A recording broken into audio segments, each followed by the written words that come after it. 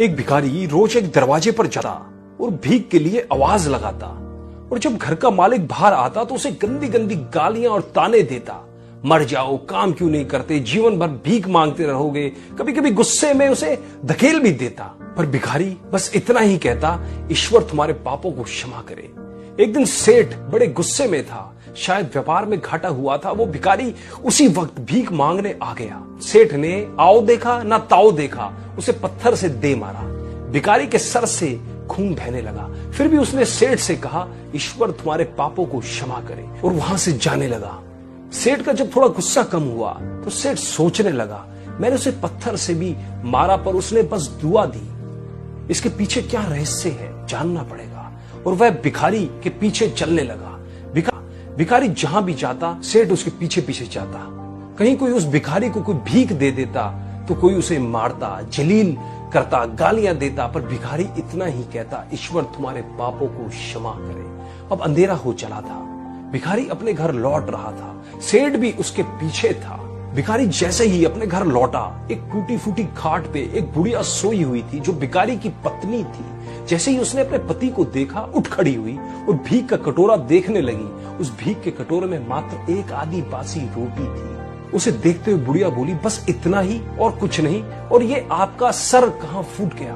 भिखारी बोला, हाँ बस इतना ही, किसी ने कुछ नहीं दिया, सबने गालियां दी, पत्थर मारे, इसलिए ये सर फूट गया। भिखारी ने फिर कहा, सब अपने ही पापों का परिणाम है। याद है ना तुम्हें, कुछ वर्षों पहले क्या नहीं था हमारे पास, पर हमने कभी दान नहीं किया। याद है तुम्हें वो अंधा भिखारी? बुढ़िया की आंखों में आंसू आ गए और उसने कहा, हाँ, कैसे हम उस अंधे भिखारी का मजाक उड़ाते थे, कैसे उसे रोटियों की जगह खाली कागज रख देते थे, कैसे हम उसे जलील करते थे, कैसे हम उसे कभी कभी मार व धकेल भी देते थे। अब बुढ़िया ने कहा, हाँ सब याद है मुझे, कैसे मैंने भी उसे राह नहीं दिखाई और घर के बने नाले में गिरा दिया था। जब भी वह रोटियां मांगता था, मैंने बस उसे गालियां दी। एक बार तो उसके कटोरे तक को मैंने फेंक दिया था। और वो अंधा भिखारी हमेशा कहता था, तुम्हारे पापों का हिसाब ईश्वर करेगा। मैं नहीं, आज उस भिखारी की बद्दुआ और हाय हमें ले डूबी। फिर भिखारी ने कहा, पर मैं किसी को बद्दुआ नहीं देता, चाहे मेरे साथ कितनी भी ज्यादती क्यों ना हो जाए, मेरे लब पर हमेशा दुआ रहती है। मैं अब नहीं चाहता कि कोई और इतने बुरे दिन देखे। मेरे साथ अन्याय करने वालों को भी मैं दुआ देता हूं, क्योंकि उनको मालूम ही नहीं वो क्या पाप कर रहे हैं, जो सीधा ईश्वर देख रहा है। जैसे हमने भुगती है, कोई और ना भुगते। इसलिए मेरे दिल से बस अपना हाल देख दुआ ही निकलती है। सेठ छुपके छुपके सब सुन रहा था। उसे अब सारी बात समझ आ गई थी।